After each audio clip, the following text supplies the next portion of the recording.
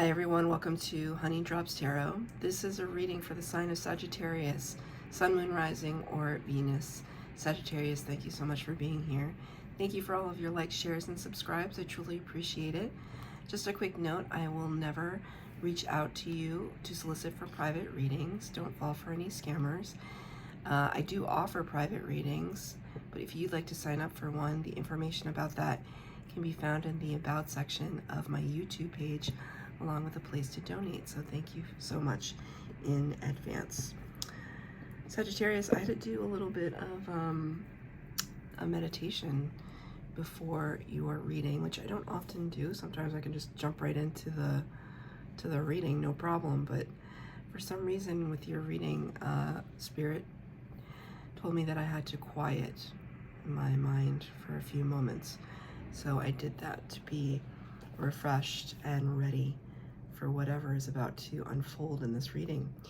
We're going to be using the Abstract Futures Tarot today for your main tarot spread and the Deep Dark Dangerous Oracle by Stacey DeMarco for your overall energy. So Sag, I hope you're doing well. My cards have been pre-shuffled. Let's see what that was quick. The overall energy is today. The word of the character is Hydra, and the word above it is regeneration. So you can kind of see here this kind of serpentine entities here, somebody riding on top, and then there's this beautiful mythical figure in the background, whom I'm assuming is Hydra. And it's a number 11 card, so the divine number 11. 11 also represents the Justice card in the major arcana of the tarot. So we could be dealing with something having to do with karma or karmic balance for you. I mean, right off the bat, this person, whoever this is kind of a, warrior spirit to be sure, which I think is an adventurer, which is keeping in line with Sagittarius collective. But the word is regeneration, so it's this idea, actually for me, I don't know much about Hydra, but like, it's like you cut off the head of the serpent and a new one grows in its place. I'm not sure. Not sure if that's what it has to do with it. Or maybe it's on you, you know, maybe somebody may try to get you down. Try to come at you. Try to take away some of your light. And you came back with a vengeance. Take it as it resonates. 4 cards for the base spread, 4 cards for clarifier. Okay, 5 cards popped out already. Let's see. I just need 3 more. Okay, all set. So, very divinely guided reading. You have several major arcana cards. Major arcana are the first 22 cards of the tarot deck, and they represent kind of big divine energies where spirit has a little bit more of their hand involved, and the minor arcana are all the little details of daily life that you and I can affect. So in your past energy, you have the 6 of Wands in the upright. That is clarified by major arcana number 3, the Empress, in the reverse. It's the Empress in the upright. So normally I wouldn't like to see the Empress in reverse, though this is your past position. Let's talk about the 6 of Wands. This is a card of victory, of kind of fighting a battle and winning. It's kind of what I was just referring to, like they try to take some of your light. I don't know who this mysterious they is. Take it as it resonates. Try to beat you down, take a little bit of your light, squelch your voice perhaps, and yet in the end you came out on top. Came out on top. But it's not to say that the whole endeavor wasn't intimidating. It's what I just heard. I almost see this like whenever I see kind of a diamond shape like this, I think of a flag. So it's kind of like staking your claim, even though that usually I associate that with the Seven of Wands. The Wands energy is your energy, Sagittarius. It's fire, the element of fire. Sagittarius, Leo, and Aries in the astrology. So right out of the gate in this reading, you are showing up in your own energy as victorious in the past. However, it was not something that came easily to you. The Empress energy is usually, she has the power of all four queens, is divine feminine energy. Don't have to be talking about a woman. It's just divine energy, divine feminine energies. And so typically, I see a lot of kind of webbing and connection. There's lots of little dots and there are little lines. It might be hard to see, but little lines that are connecting all the dots. And so it's kind of like, I just heard, oh, the web we weave. So there's like this intricate network of manifestation that the Empress usually engages in. She's considered the great attractor, the great receiver, Mother Earth, fertility, creativity. So she is the epitome of abundance, and she doesn't have to fight like the Emperor might have to, her counterpart in the tarot. She doesn't have to go out there and go after things. They just simply come to her. That's why the Empress is my favorite card in the deck, because I like the idea of things, beautiful things, simply attracting to me. But this victory, because you have the Empress in reverse, was saying, nope, I had to go out and get it. It was hard won, and it kind of pissed me off. I don't know where the piss me off sentence came out of, but I had to go after it, is what I hear you saying. I had to create each web one by one by one by one by one. I had to make the connections. I had to pool the resources. I had to ask the hard questions. I had to invest the time, money, energy, effort, time. What is this victory about, Spirit? I'm going to ask for another clarifier. Oh, two cards came out. Three of Wands in reverse and the Judgment card. Something having to do with your life path. This is Judgment is number 20 in the Major Arcana. Something having to do with your life's blueprint or your chosen path, the one that calls to your soul and your heart space. Something that you didn't, Three of Wands in the upright is usually a card of waiting for the ships to come in, waiting for the abundance to come in. You were just tired of waiting. I know what it is that I want. I have to go after it.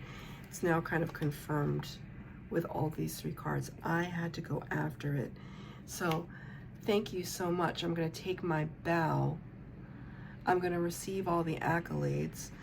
Six of Wands can be a little bit of showing off energy, which is where this is, I'm going to come in riding these serpents like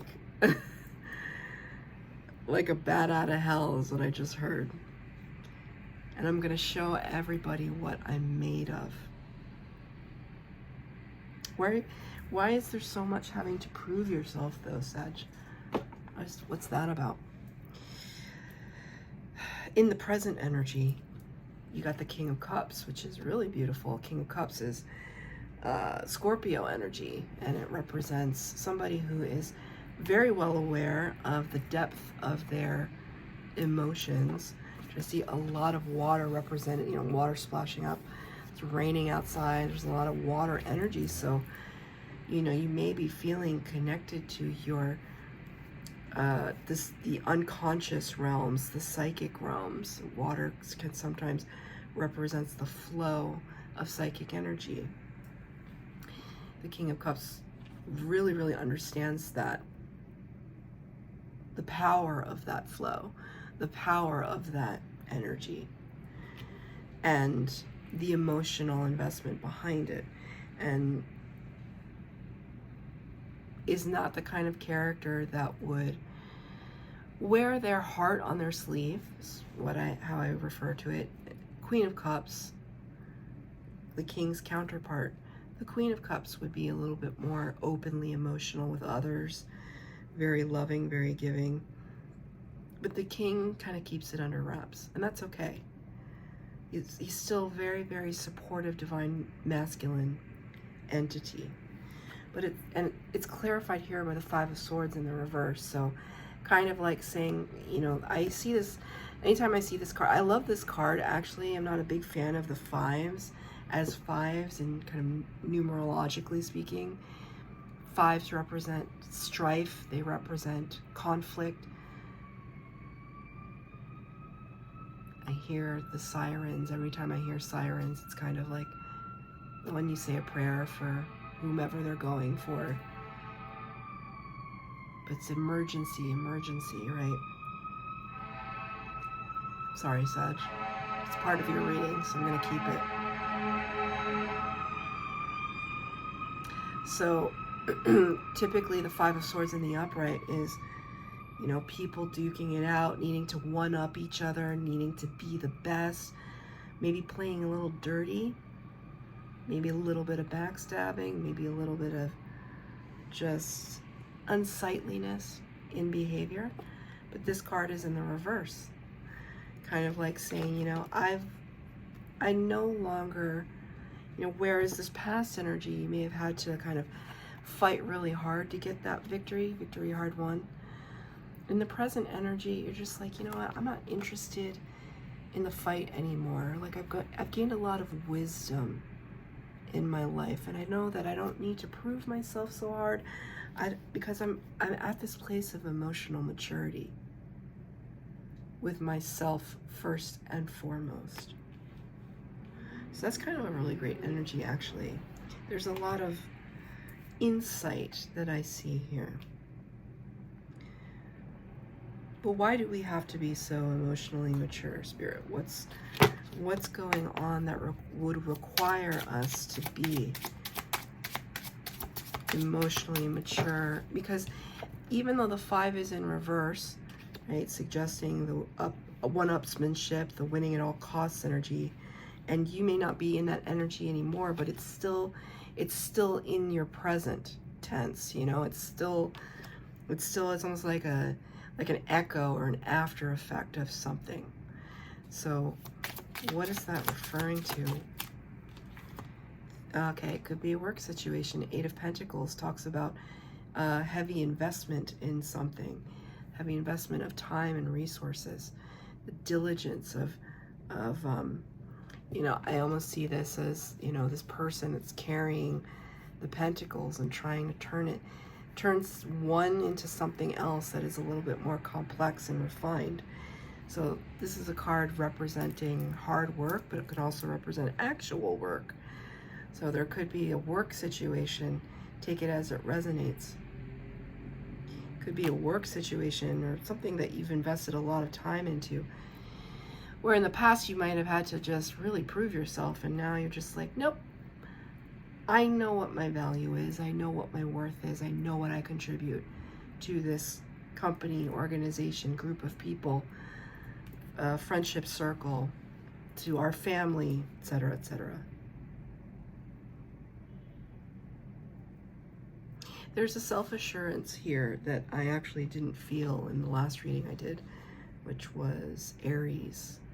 Aries was having a little bit of an issue with their self-confidence, but I don't feel that for you here.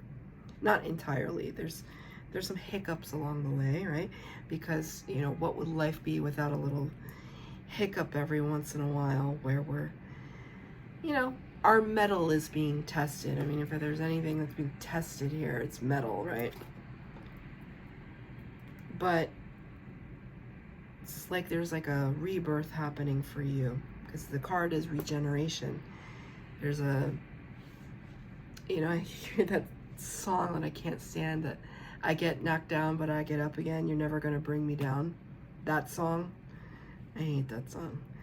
But I get knocked down, but I get up again. That's what I hear. It's like, unfortunately, it's in my brain. But Spirit gave it to me for a reason, right? I feel like Spirit's laughing at me right now because I'm just so grumpy. It's raining, Sag. I feel a little grumpy. So, in your future energy, in your future tense, your future potential, you have the Knight of Cups. This is a beautiful energy. Authentic message of love or friendship, compassion, an offer, a proposition of some kind. It's coming in at a steady pace. It's very measured. I almost see this as a measuring cup, and it's like pouring out portions.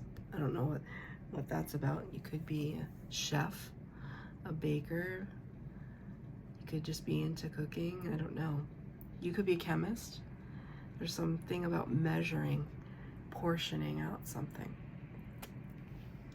Knight of Cups is somebody you can rely on, especially in the upright. Somebody you can, whatever message is coming in swiftly, it's something you can trust, but you don't know what to do with it. The Fool in reverse. The Fool is the very first card, number 0, of the tarot of the major arcana.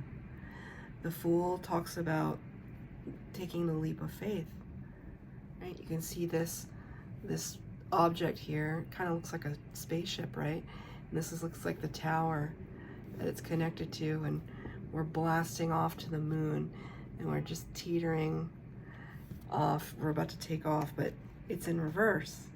So it's kind of like saying to me that, you know, maybe this is a new job offer, Sag. Maybe this is a new job offer, and you're just like, I don't know if I can do it. So, or it's like, I know I can do it, but I don't know if I should. Does that make sense? I don't know if I should. What does Spirit have to say about this? Can you please clarify? Okay.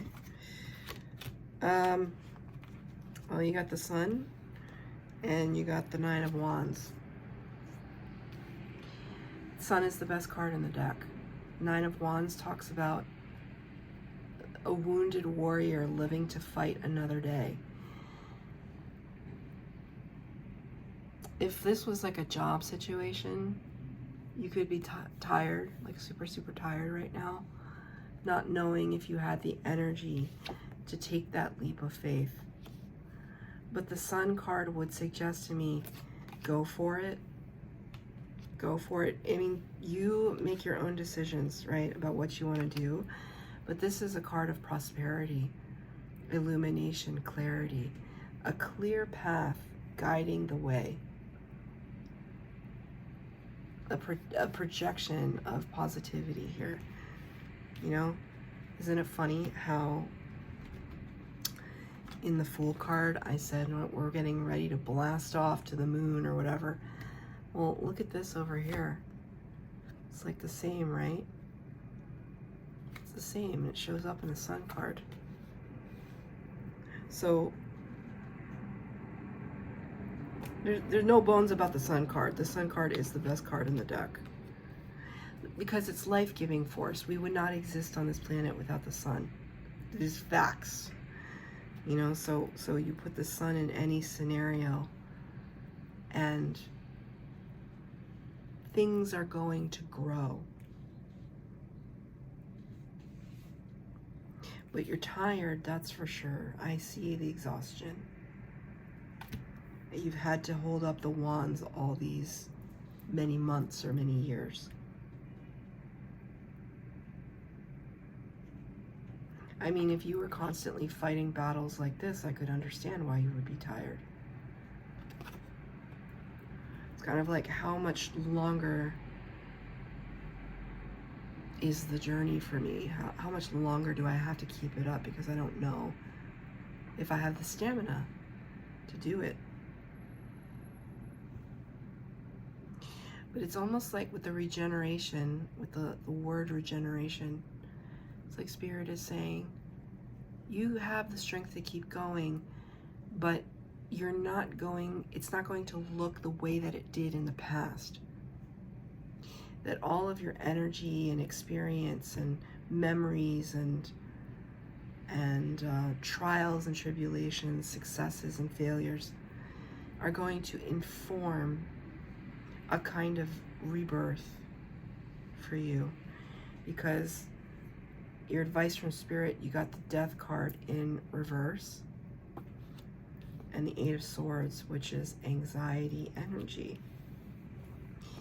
These are two things that you have to overcome, right? So the Death card also represents Scorpio energy. So King of Cups, Death card. So you may have strong Scorpio in your chart, or know somebody who, you know, there's somebody very important who is a Scorpio to you. Death card has, we have the sun here creeping up over the proverbial horizon. This is so interesting, right? The Death card. It's very spare, it's very stark, but there's just one red triangle. Almost kind of like when it's your time, it's your time. But I almost see this as a movie screen, kind of projecting your life, you know? So remember when I said just now that you're going to take all the memories and all the experience and all the trials and tribulations. It's almost like you did get this card in reverse, but Spirit wants you to like look at that, watch the movie of your life. And that was just one incarnation of who you are. We're moving on to the next one now, where there is abundance, because you do have this card in reverse. It's kind of like having to, you know, the messages of these two cards is very similar. Death, rebirth, the phoenix rising from the ashes with the Death card. It is a kind of regeneration. So it's kind of like you're leaving one part of yourself in the past to evolve into another part. Sorry, this is not the Eight of Swords, it's the Seven of Swords, excuse me. The Seven of Swords. Seven of Swords talks about, there's a little bit of procrastination energy with the Seven of Swords. Kind of like, and a little bit of spitefulness, which, sorry if you do have Scorpio energy, or if any Scorpios are cross-watching, but Scorpios can be really, really intense and really proud people, but sometimes it's like cut off your nose to spite your face. Have you ever heard of that expression? Cut off your nose to spite your face. Like pride might play a factor in what's happening right now. It might be preventing you from having the new beginning that you deserve, that is needed at this time, because this is in the advice from Spirit. This has to happen. It needs to happen for you to just move on to the next chapter. You know, what does that next chapter involve? You know, something from the Knight of Cups, something having to do with abundance, but why do we need to completely reinvent ourselves, Spirit? The Eight of Cups, there has to be a moving on period. Moving away from 8 full cups, because one knows there is a 9 and a 10, right? Cups represent Cancer, Pisces, Scorpio. They represent love and friendship, compassion, right? So who would walk away from 8? Somebody who knows there's more, that you're capable of more, that you're worthy of more. So let's say it's, you know, a relationship situation. You're with a really nice guy, gal, you know, they, them. I mean, that person could be really nice. They're just really nice. But maybe you need more than nice. Maybe you need somebody who's a little bit of a go-getter, or wants to plan a future with you, or has your back when the chips are down. And the person you're with right now, they're just nice. They're just nice. Right? It doesn't make them a bad person. Doesn't make it a bad situation. But ultimately, it doesn't represent what you want. Ultimately, you know that if you were to remain in the state that you are in right now, there would be stagnancy. And it would eat away at you, you know. Sagittarius is need adventure. I mean, there's nothing more adventurous than this. Did I say that in the beginning? I meant it. So that's your reading, Sag. I hope that it resonated. If it did, please like, share, subscribe to this channel. Greatly appreciate it. Comment down below if you feel so inclined. And hit the bell notification to be updated as to when I post new readings. Thanks, Sag.